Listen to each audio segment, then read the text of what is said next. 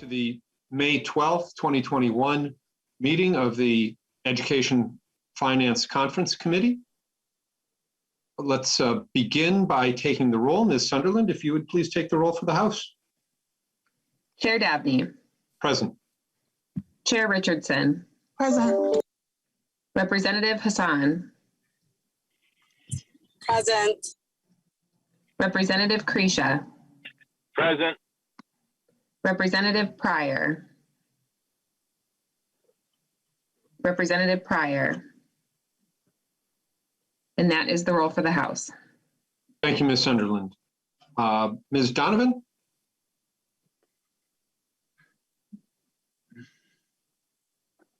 Ms. Donovan, you are muted.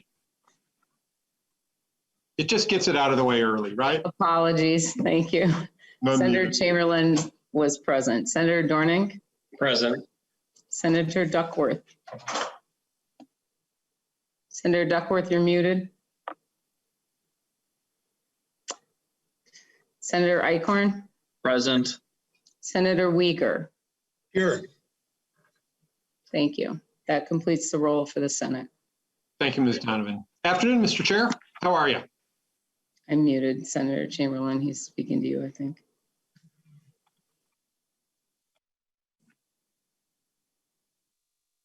Good afternoon, Mr. Chair. Well, good afternoon, Mr. Chair. How are you today? Well, I'm ready when you are, sir. All right. Beautiful sunny day out there. Yes, it is. So And I'm sorry? we should limit the time here. Well, hopefully we should use our time here productively. We will. We will. Very good. Glad to hear it. Commissioner, welcome. Thank you very much for having us today. Appreciate your being here. All right, Mr. Chair, there's been conversation and some back and forth around issues of student experience in schools. How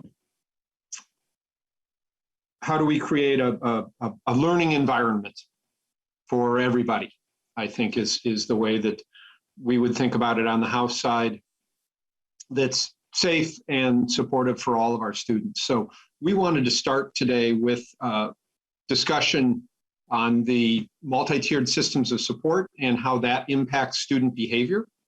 And so we've got two testifiers. I'll start with Ms. Tracy Ogren, who's a school psychologist in Robbinsdale. Ms. Ogren, welcome to the committee. Please state your name for the record and proceed with your testimony. Tracy Ogren. And thank you, members of the conference committee, for the invitation to speak with you all today. My name is Tracy Ogren. I am a school psychologist at Sonneson Elementary in the Robbinsdale Area School District. I'm here today to talk about the multi-tiered system of supports framework, better known as MTSS, and how this framework is fundamental to the success in Minnesota schools. MTSS is a systemic framework that aligns resources to student needs. Utilizing an MTSS framework, schools are able to provide evidence-based interventions to efficiently and effectively help students reach success. Without this framework, students can fall through the cracks. In 2019, just 69% of Black students graduated in Minnesota, while only 50% of Indigenous students graduated. These are just two examples from a long list of outcomes, and these are outcomes that can be avoided if we have a system that proactively addresses their needs. Without a successful education, these students are locked out of opportunity, resulting in an ethical crisis with long-term consequences. By embracing MTSS at our elementary school, we decreased our behavioral referrals from over 900 per year to around 100 per year within a 3-year time period. Building suspensions went from 65 in a year to only 8 suspensions last year. Within our framework, we have been able to work on dismantling inequities within our building. We were able to decrease the percentage of discipline referrals given to Black students by 15% over the last 2 years. Our MTS framework has also allowed us to better meet our students' academic needs. Our framework has allowed our first grade teachers to utilize letters training as a support for all students. Then, at a common time in the day, teachers are able to switch students across the grades and provide strategic interventions based on needs. They utilize tutors, a reading specialist, and our EL teacher in order to efficiently meet more students' needs. As a more specific example, I'd like to tell you about a second grade student who has thrived under our MTSS framework. In first grade, she was reading 17 words correct per minute, and the average is 37 words correct per minute, so she was in the high risk range for reading. Her mother was concerned that she may have a learning disability.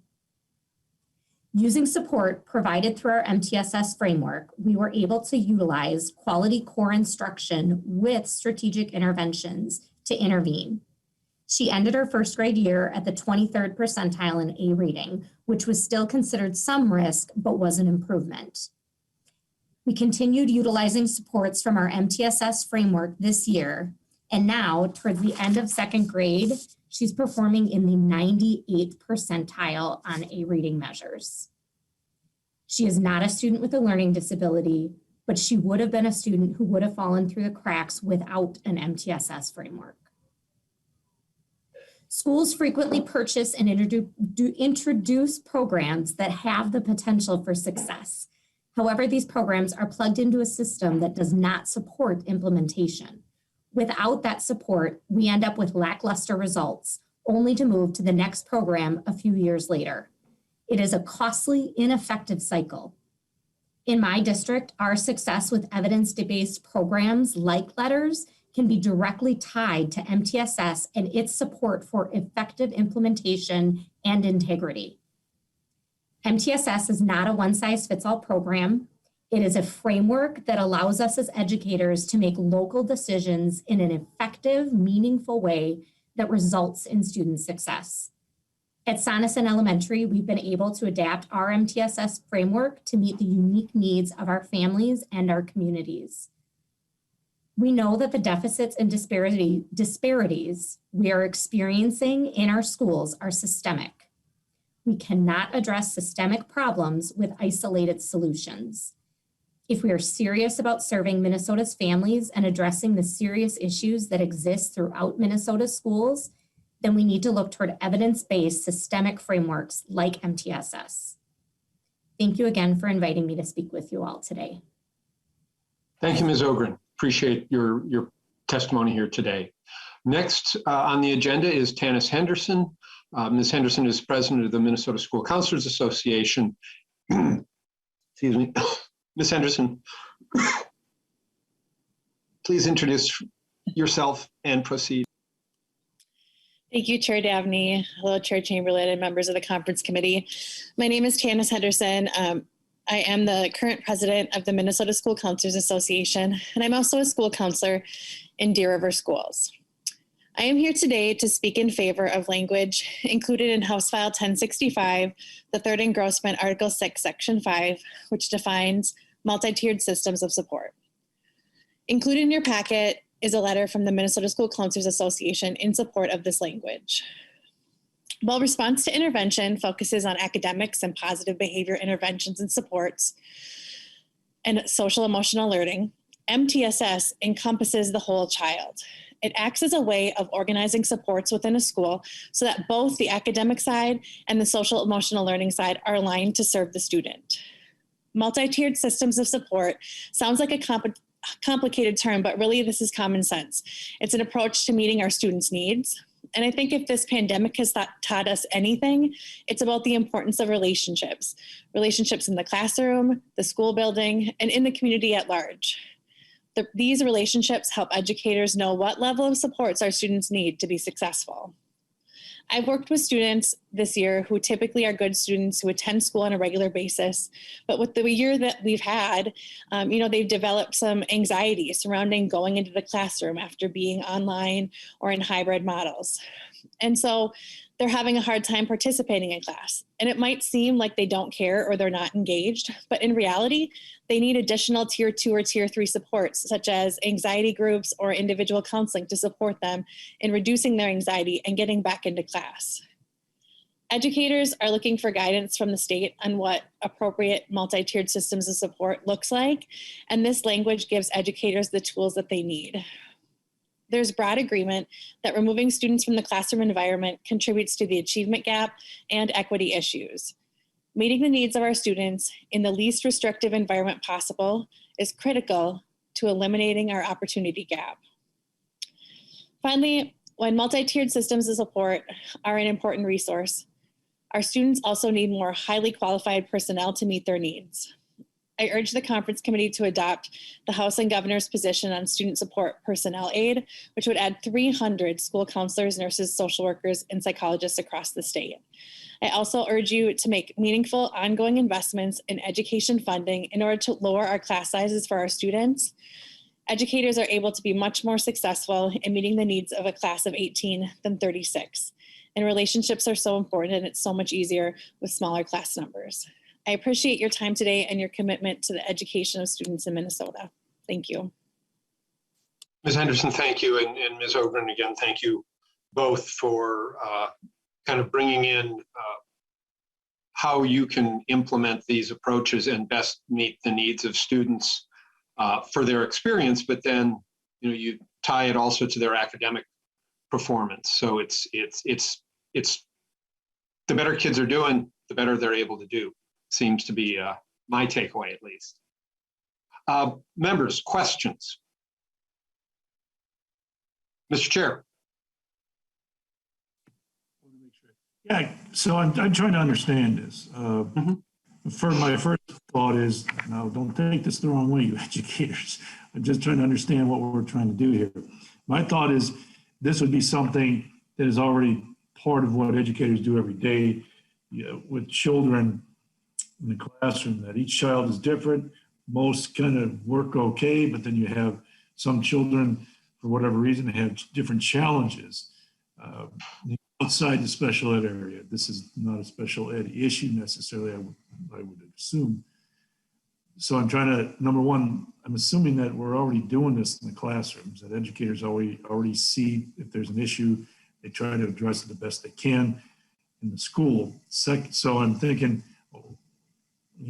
don't you already have these resources and you can on it as you already are? The doctor said, Ms. Ogren, Dr. Ogren was saying that they are doing this in their school in Robbinsdale District. So that's number one. Number two is an idea. I looked at the governor's proposal too, and then of course the House's. I don't know, and maybe the chair can answer this. I don't know what the House is doing. There's clearly, to me, in one section, it's a definition. The governor has this and he's putting money behind it. So two points there is, what is it that we're trying to do with the House? Just define it. And secondly, if there's money behind it, is it to mainly put money to the regional centers of excellence, grants to the school? So first one is just a general comment. And second is, for the chair, I'm trying to understand what we're doing with the MTSS in the House bill, because it just looks like a definition. So, Mr. Chair, let's take first things first and hand this back to Dr. Ogren or Ms. Henderson to respond to the chair, either or both of you. Thank you. Thank you. And I should start. I'm not doctor, I'm Mrs. Ogren. Oh, So well. thank you for I thought maybe he knew something I didn't. Well, I assume, I guess. And that's a good question. I will say at Sonneson, the elementary school I'm working at, we have been able to find ways to implement an MTSS framework that is not consistent across all of our buildings, and it is dependent on training and resources and what we have available. So I can speak to what we have done and been able to put together, but that's not consistent across our district, which I can speak to. Thank you. Well, Ms. Henderson? yeah, I would say that, you're right. We do that as schools, right? Like naturally we kind of fix what's going on. But the difference with MTSS is instead of kind of putting out the fires, we're getting on the front end and saying like, okay, we're going to teach some of these behaviors. We're going to make sure that everyone has this general curriculum, and then working our way back to make sure that we don't miss students. Because I think that's the problem when there's not the systems in place, is that students do fall through. And so by having the developed multi-tiered systems of support, we're better able to make sure that all students' needs are being met, not just the ones that are rising to the surface because of certain behaviors or academic progress. I think like Mrs. Ogren was saying, like schools are definitely in different places. We are in a different place. And I feel like a lot of times, like in our district, like we're having to put out more fires and just kind of go what's in front of us, even though, we are looking at the data and we do need that extra support. And so while we are meeting the needs of our students, most of our students, I would say like, unfortunately, there's still some gaps and we have some work to do. And that's not a atypical story. Commissioner, some of this came to us via the governor, as Chair Chamberlain has indicated. Can you elaborate, provide some insight, some context for us? Sure. Thank you, Chair Davnie. I think that what we really goes back to is one of the pieces that you had even, I think, alluded to, Chair Chamberlain, was that this really does not, speak specifically to special education. A multi-tiered system of support actually is a framework that helps to very clearly identify students for special education, but does not actually mean that every single student goes. I think Mrs. Ogren talked specifically about a student who may have been identified, but would have been misidentified. And we have overrepresentation of that for our Black students, our Indigenous students, and our students of color. And so what a multi-tiered system of support allows a school district and a school to do is to really identify what we are going to provide for every single student as a base around behavior, academics, and social emotional learning. And then from there, if there is, usually it's about 80% of our students we know are going to be able to meet that need and those expectations that are identified through the common forms of instruction. We also know that there are going to be additional students who need some additional time for a variety of reasons, or need some additional support and context, whether that's in learning around behavior, academics, and social emotional points. And so from there, then it gives us the chance to really provide a very specific intervention. It's targeted to that individual student. It usually is done in addition to, not in lieu of. And so it gives us the opportunity to really give students what they need. And then from there, again, there's also some progress monitoring. We are using data to be able to move students from one tier to the next. And while that gets into the weeds, I think it's important to note that in order to be able to do that and to do it well and effectively, to ensure that the model is meeting the needs of each and every student, and that our staff are able to, that our school psychologists are not spending the bulk of their time testing students that shouldn't be tested, but are actually helping to provide services and helping on that front end and being proactive, like Ms. Anderson said. And so it really is a front loading so that we're not always having to react, instead having the opportunity to set up a proactive system. The inconsistency comes, I think, in the way that both Ms. Henderson and Ms. Ogren spoke about it, is that it is possible that we will have school districts or schools that are able to implement a multi-tiered system of support because they happen to have the funding to be able to do that. Or they have the individual resources, but it becomes a hit and miss. It doesn't mean that every school in the same district has that, or it doesn't mean that every school across the state does that. And I think one of the things that we know is if we want to be proactive, if we want to be equitable in our approach, we also need to ensure that each and every student across the state has an opportunity to have a proactive approach versus consistently being reactive.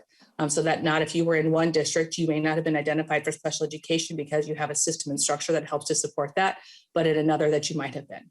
And so I think that's one of the reasons we want to be able to be really be able to build a multi-tiered system of support, to be able to clearly define what that looks like, and also ensure that we're able to meet the needs of each and every student in both academics, behavior, and social emotional learning. Thank you, Commissioner. That was very helpful. Representative Pryor. Okay, here we go. Made it. Thank you, Mr. Chair, and thank you for the presentation this morning. And thank you, our testifiers, for taking the time from your day, because I know that you're doing important work to share with us what your experience is. So we do really appreciate it.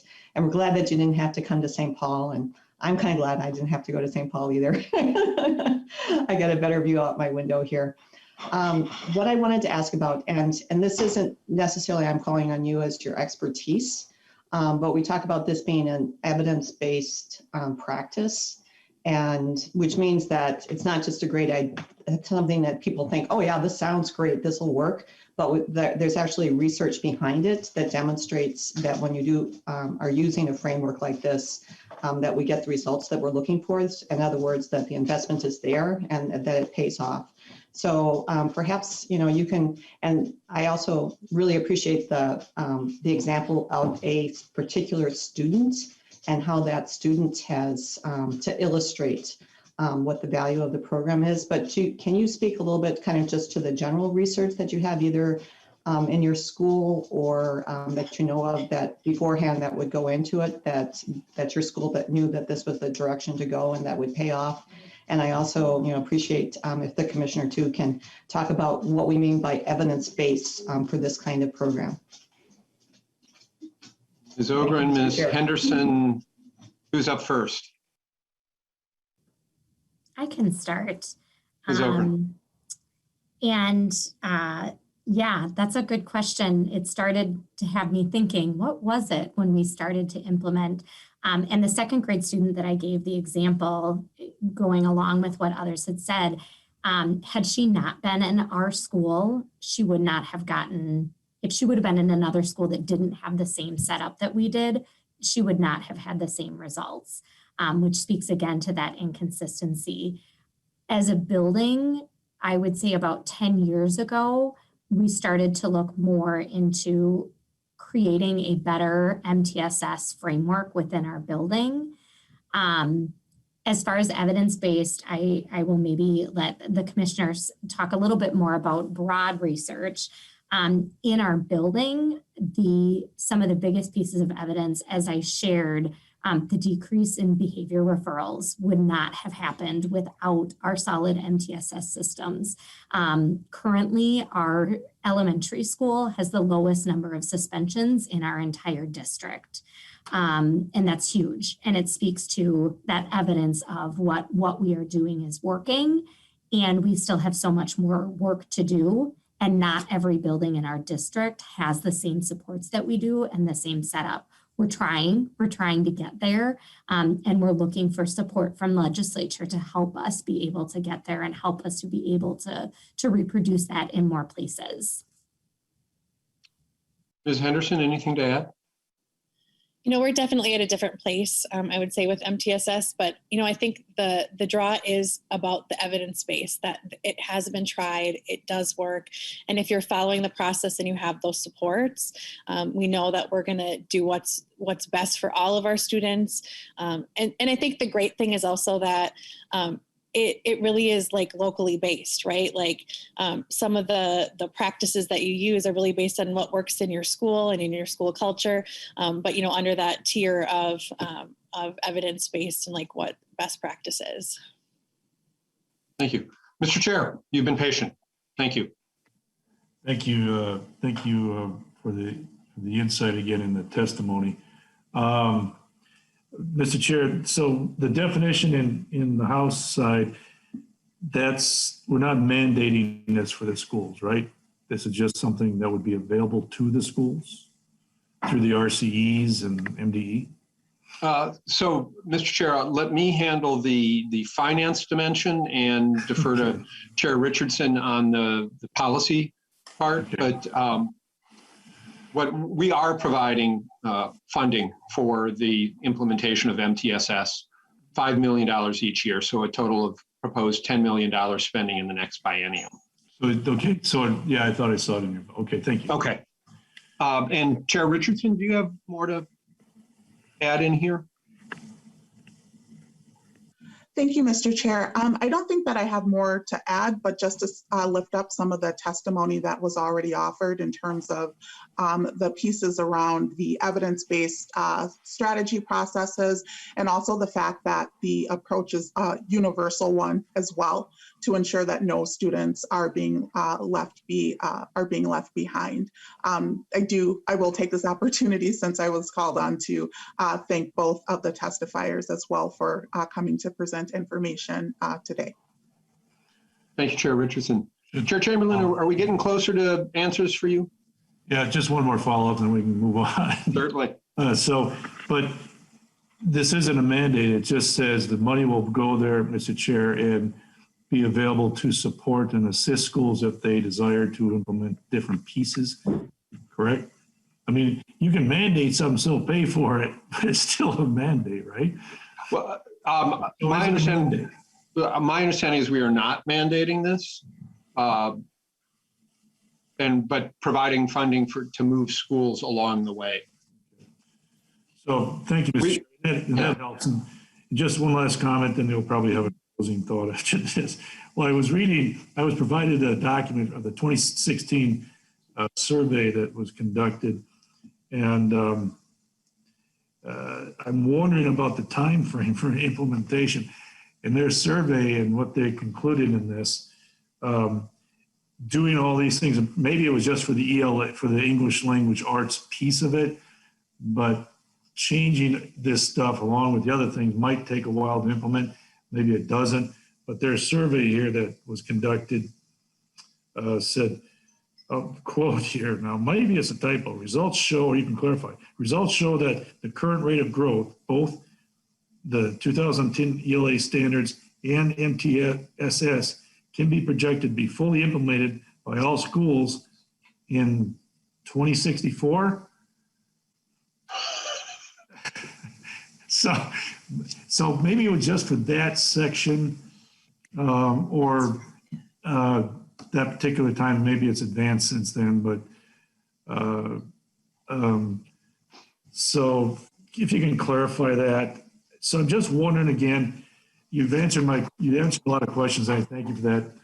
And I'll leave it at that, just that kind of that time frame and another layer of something here that I think schools are doing. But thank you for the time, and thank you to testifiers. Thank you, Mr. Chair. 2064, it's good to have a long time horizon, but that does seem perhaps to be one of those at the current pace things. But Commissioner, do you know the document, and can you help us better understand that? Because I'm lost. Sure. I'm not exactly sure about the survey that you're referring to, Chair Chamberlain, but I think a couple of pieces. One, going back to the evidence and the research, we know that the research done by the American Institute for Research, AI, as well as the University of Minnesota, Hanover Research, the National Center for Special Education Research has strong evidence and corollary parameters between what has happened for students and the implementation of a multi-tiered system of support. Things that you might know more about, I think a context, like for types of interventions include like the Bar Center. Letters is another example, implementation of PBIS, as well as a pyramid model for early childhood. And part of the reason why I would venture to guess that you're looking at 2064 is because it does take funding to be able to fully implement across the state. And so if we have not been able to provide funding to school districts, both in human capacity as well as in monetary resources, then it's going to take us a long time to get there. And so if we were able to have the funding, if we had the school psychologists and the social workers and the counselors and the nurses in our buildings, it is a much easier prospect because that also helps to advance a multi-tiered system of support in providing that. And so I think that they go tandem. One, you do need to have the funding to be able to do that, and you need to be able to create the system and the structure. And so I think that's part of the reason 2064 is out there, is because it takes time if you don't have the people and you don't have the money. Thank you for that, Commissioner. It's reinforces a number of the points that have been made well. Ms. Henderson, you have your hand up. I was just going to offer in relation to the definition. I've been fortunate to be on the task force helping develop that definition. And part of it is about like if someone asked like, what does MTSS look like in Minnesota? That's that standing foundation so that like all schools have that same vision to make sure that all of our students are getting that excellence. And so I think like when I know Chair Chamberlain had asked about like the definition piece, and I think that's really the center point of that is having that foundational understanding and knowledge and common language across Minnesota regarding what we're talking about with MTSS.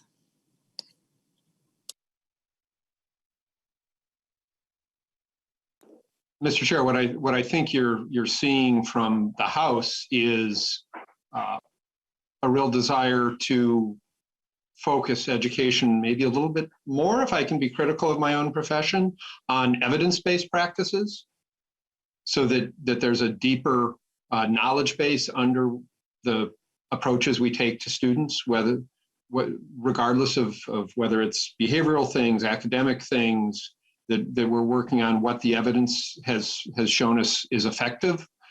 Also assuring that students, regardless of where they live, have access to the same supports and the same academics. I raised with you the other day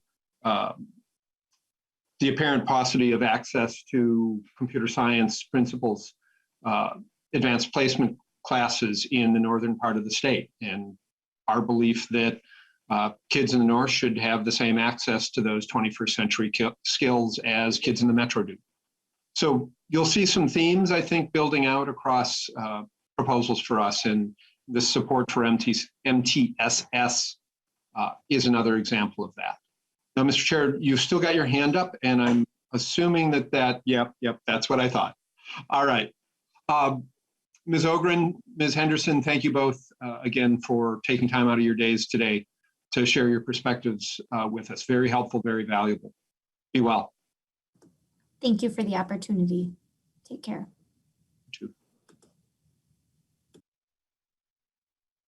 Next, we want to shift to religious freedom in schools. I think this committee has, not surprisingly, on a bipartisan basis, already established this, through provision that was accepted earlier this week, the deep American value of religious freedom and respect for religious diversity. Another expression of that in the House bill is the provision related to traditional tobacco for Native American students and their ability to possess that in schools. And so I want to call upon a testifier who appeared before the House earlier this year, Nicole McMahon, to be able to speak to that. Ms. McMahon, welcome to the committee. Please state your name for the record and proceed with your testimony. Thank you for being here today. Thank you all. My name is Nicole McMahon. I'm an enrolled member of Red Lake Nation. I represent District 197 as an American Indian parent as well. I work for the Minnesota Humanities Center, and I'm also very involved in the district in a number of committees, including the Equity Advisory Committee. And I'm here today to talk about the importance of tobacco and the policy in the schools. Tobacco is a very religious and spiritual part of American Indian culture. For those that don't know, a traditional medicine bag is usually just a small pouch worn by some American Indian people, but it's considered very sacred and special. Its contents are usually private. They often symbolize tribal identity, well-being, anything of a personal nature. They hold numerous items such as sage, sweetgrass, tobacco, could be beads or an arrowhead. It's really anything of spiritual value to the person who's wearing it. And yes, tobacco is a common item found in a medicine bag, but because of its traditional belief in healing and the important role it plays. I wanted to clarify though, the type of tobacco that's found in medicine bags is usually such a small amount that it would be very hard to use it if there was intent to smoke it or chew it. It's not your mainstream tobacco that contains nicotine and other chemicals. It's typically traditional raw tobacco in its purest form. So, why is changing the language so important? Students have the freedom of religious beliefs, and prohibiting a student from wearing a medicine bag at school or even searching its contents violates that freedom. This bill creates an exception to the current policy language, and it allows American Indian students to carry a medicine pouch that may or may not contain loose tobacco, intended to be used in a traditional way. Again, not for chewing or smoking. And not changing the language in this policy would infringe on the students' religious freedoms. This is also a great opportunity, as we've heard earlier, about being more inclusive and understanding. This is another step closer to creating a more inclusive and understanding society and culture in our public school system. I'll open it up for questions. Thank you. Thank you, Ms. McMahon. Questions from members for Ms. McMahon? Yes, Mr. Chair. Senator Chamberlain, is that a hand up? Yeah, I'm sorry. All right, thank you. So I don't have any problem with the concept of this, not at all. It could be workable, I think, with perhaps a change or two, some further discussion with the House about the language. But I'm wondering, Ms. McMahon and Mr. Chair, are there, again, I don't have any conceptual problems, but are there broader constitutional issues here about recognition of a particular religion and spiritual process, so as opposed to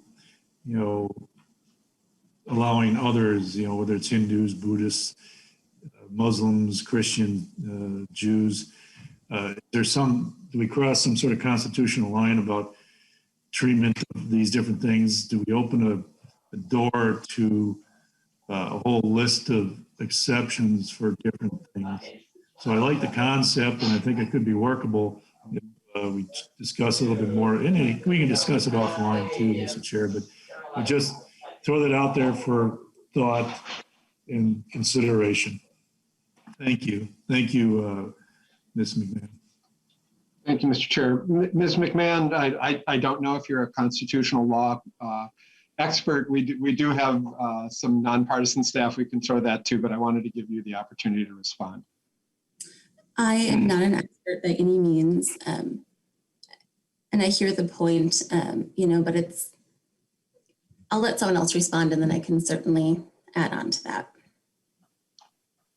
Chair Richardson, I see that you came off mute. Did you want to respond? You've done work around this issue for several years now, I know. Thank you, Mr. Chair. And I am not a constitutional law expert either, but a couple of things that I did just want to lift up, and also to thank Ms. McMahon for being willing to come and testify again today. When we discussed this in ed policy, we had conversations around how this is similar to a Christian student having a crucifix, for example. That's something that wouldn't be, that wouldn't have any impact. And I think in terms of just looking at some of the current law that is on the books right now related to traditional tobacco, last year there was bipartisan support for Tobacco 21, and there's actually carve-out exceptions related to traditional tobacco for individuals under 21 to be able to possess that as part of cultural and spiritual recognition as well. So it's an issue that we have dealt with before as a legislature, and there's precedent. There's precedent for that. Thank you, Chair Richardson. Ms. Pera, do you have anything to add to this conversation? Mr. Chair, members, I believe that because American Indian tribes have a special legal status derived from their status as sovereign nations under the U.S. Constitution and federal law, that would factor into any kind of analysis, constitutional, about whether, treating American Indian students differently for the purposes of this statute. Thank you. Representative Krisha, I see you have your hand up. I do. Thank you, Mr. Chair. And I'm just with a question, and I don't know who can answer this. Are we including this, which, no reason not to support it, but are we including this because we need to solve something? Is there instances where this is not being allowed or are we passing this just to make sure we're making a statement about this? As we alluded to with crosses and so forth, I don't think those are prohibited. I don't know. Are there instances where this tobacco is prohibited? So I'm just asking, are we solving a problem, or are we just passing policy to highlight an issue? Thank you, Representative Krisha. Chair Richardson. Thank you, Mr. Chair, and thank you, Representative Krisha, for the question. Yes, we are addressing issues that are happening right now where students are not being allowed to possess traditional tobacco within schools. So this is not about making a statement. It's actually about being responsive to not only parents, to teachers, and being responsive to administrators as well, who want to ensure that this can respect people's religious freedom. Thank you, Chair Richardson. Commissioner, you popped back on. Thank you very much. I appreciate that. Chair Davnie, I think that one of the pieces, Keisha, is that we also know that based on what Chair Richardson talked about, is that we do have school districts that struggle with when they have a policy around tobacco. The feeling is that it must be a consistent piece. And if you have the opportunity to have a delineation of what that looks like for our students who would like to be able to wear tobacco during graduation ceremonies, right, or be able to have them on their body or person throughout the day, is a place where we would need to have that clarity, because in a lot of instances, school policies do not allow for tobacco to be on school premises. And so this is, it is helping to solve a problem and that our school leaders are facing pretty consistently. Thank you, Commissioner. And Mr. Chair, I'd just suggest that there's probably still in a lot of school districts across the state where lunch on Fridays during Lent is fish sticks, which really is acknowledging the traditions of one faith during that time period. So they may not be, I recognize, exactly equivalent, but to your concern about acknowledging one's faith, I think there's some practices out there currently that do that implicitly, if it's not a school policy to provide fish on Fridays during Lent. Ms. McMahon, thank you very much for joining us today. I know this is a repeat before the legislature for you, so we appreciate your persistence on this issue. Any other questions from members? Seeing none. Thank you very much.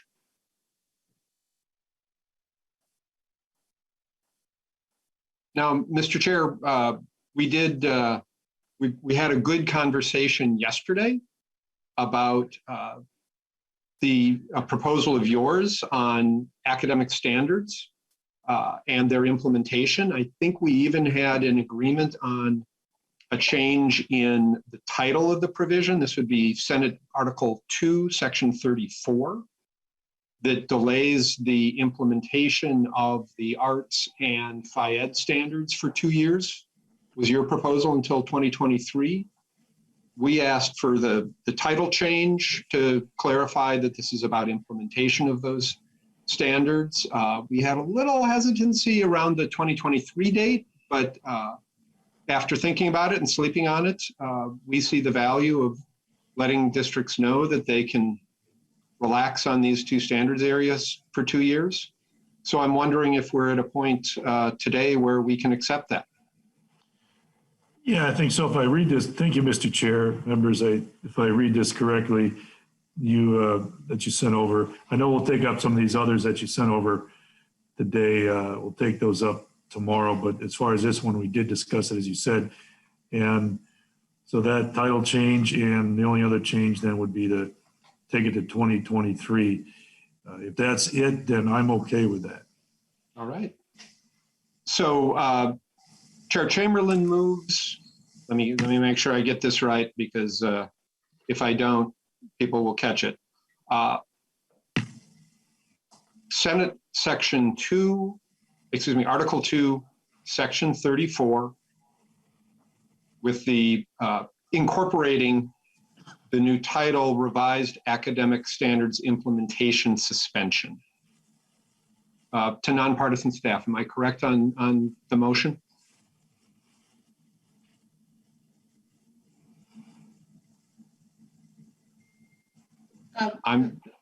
Ms. Para? Mr. Chair, members, I don't think that I think the language that is in the Senate proposal is not exactly what is in the Senate bill. Okay, all right. Yeah. So how do we best, we've got a document, the House offer from today, that has the language that I understand we've all agreed to. How do we best reference that language for incorporation in our final product, Ms. Para, in a motion? Mr. Chair, we could do it orally. We can simply read that and then have that be read into the record as the right language. And I know House and Senate partisan and nonpartisan staff will be tracking it. All right. Then Chair Chamberlain moves, quote, title Revised Academic Standards Implementation Suspension. Notwithstanding Minnesota statutes, section 120B.021, the Commissioner of Education must suspend until June 1, 2023, any implementation of revised academic standards not already implemented as of January 1, 2021, under Minnesota statute, section 120B.021. This suspension does not prevent the Commissioner from continuing with current rulemaking activities or developing future statewide assessments. Effective date, this section is effective the day following final enactment.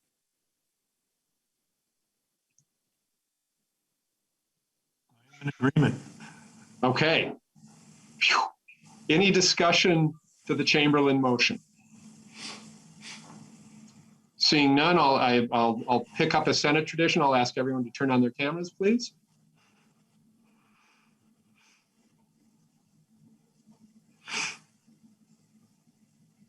With that, on the Chamberlain motion as read, all those in favor, please indicate by saying aye.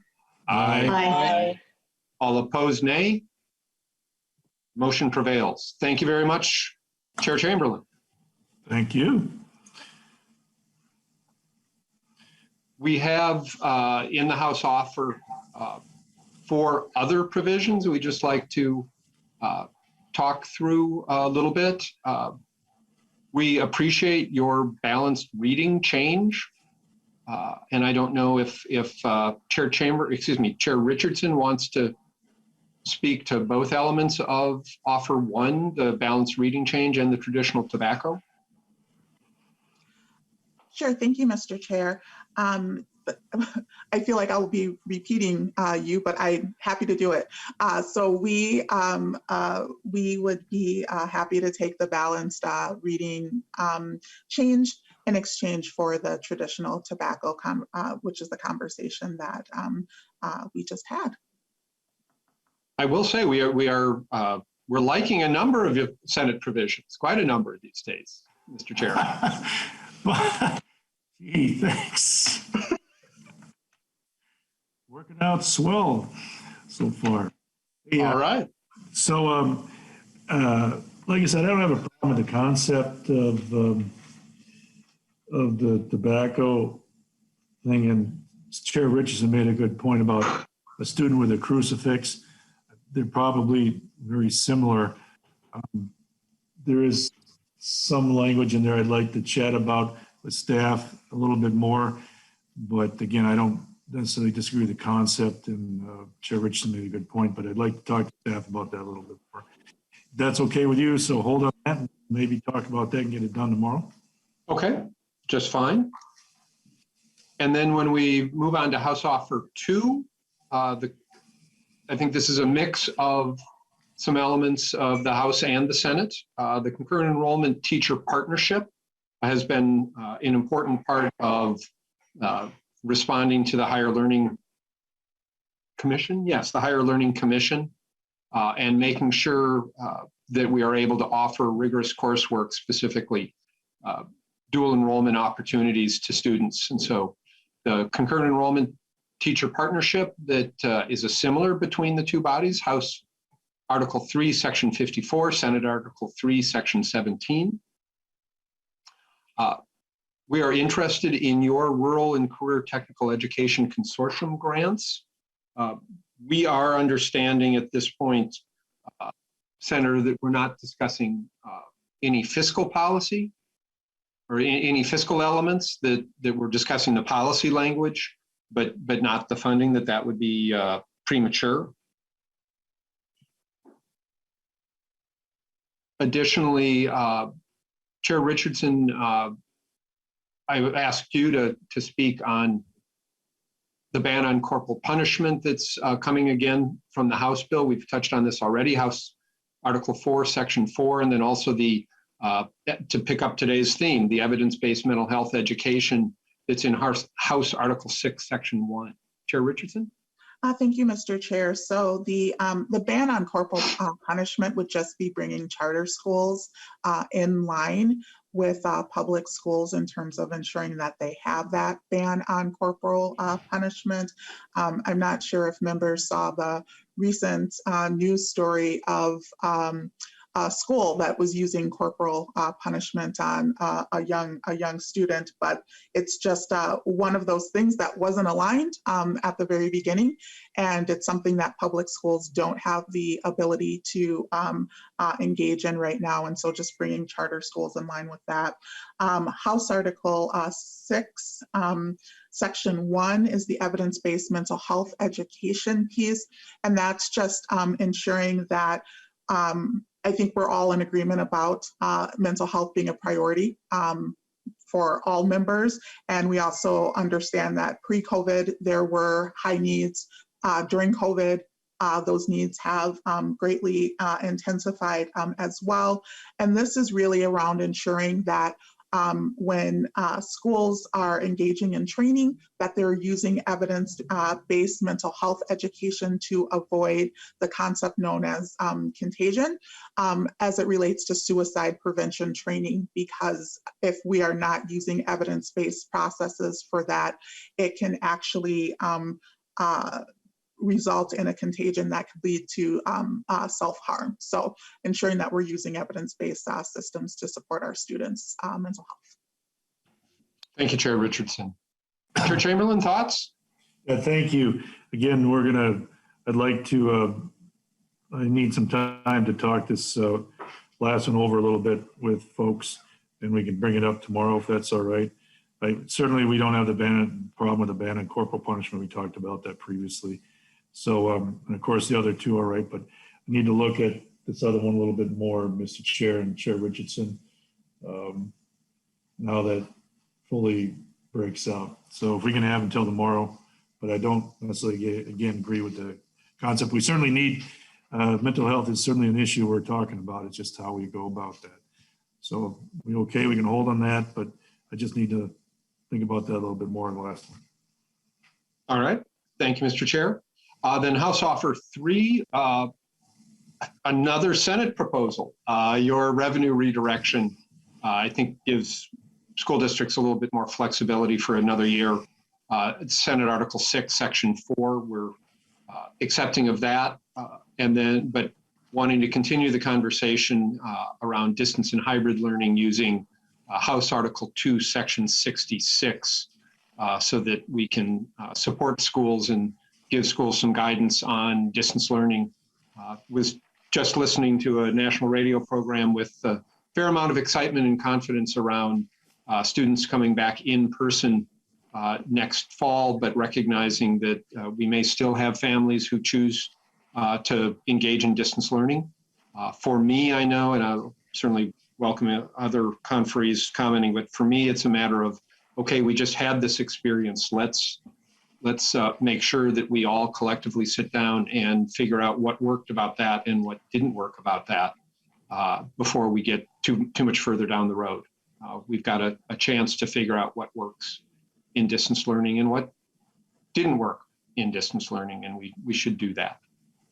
So anyone else want to reference, make any comment to that? Mr. Chair. Yeah, thank you. Yeah, we discussed it and certainly understand the need for some best practices. But yeah. Say, just got this, of course, so it's You know, it's a lot of language in there, a lot of changes. So again, we need to look at that overnight. Talk about it. All right. All right, just fine.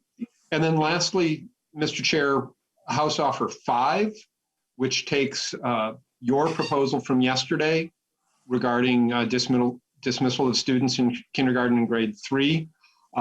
We thought it supported it to be clearer by providing some definitions. We all want this implemented appropriately and consistently. And the best way we thought to achieve that was to provide folks with the definitions that they needed to be able to do that. Chair Richardson has worked on this, so I'll hand it over to her. Thank you, Mr. Chair. I think you really summed it up in terms of identifying the definitions. And I think the ultimate goal is to ensure that there are definitions to have discipline be consistent and not have such a wide range within the discretion. Because with what we're seeing now in terms of the data and what we heard from the Department of Human Rights, you can have students that are engaging in similar behavior, but the outcomes are very different based upon who the students are. And so when we see the Indigenous students with less than 2% of the school student population being 10 times more likely to be suspended, Black students being 8 times more likely to be suspended, and students with disabilities twice as likely to be suspended, we see that behaviors are not being responded to in the same way, depending upon who the student is. And so this is really to try to get some more alignment to have more consistency within those attempts to hold students accountable. Mr. Chair? Thank you. Thank you, Chair Richardson. Well, I get what you're saying. I truly do. And, we had language, I think our language kind of democratized the process where you get the community involved with the school board and administrators to look at what's going on in their particular schools and district to address any unequal application of these of discipline. And I think that's a much better approach. Need to be honest. I mean, this language, I'm familiar with the Crim Code. This language is a bit heavy. I mean, that's K3, I think we're also indicating, so I understand what you're getting at, because you could look at a kid and they could have similar behavior and conduct, but for some reason, another child is more frequently disciplined than others. But I think we address that by getting the community involved and requiring the community to be involved in the process. This language here is a bit, I think, too heavy, too much, a little bit too cumbersome. I mean, the child would have to, I understand substantial bodily harm and great bodily harm. And one is temporary, one is a broken leg or something. So I think those standards are a tad bit high. So right now I would not accept that currently written. So we'll have to work on that some more, but I appreciate the counter offer. We'll keep working on it is my position on that. Thank you, Chair Richardson and Chair Davnie. With that, Representative Pryor.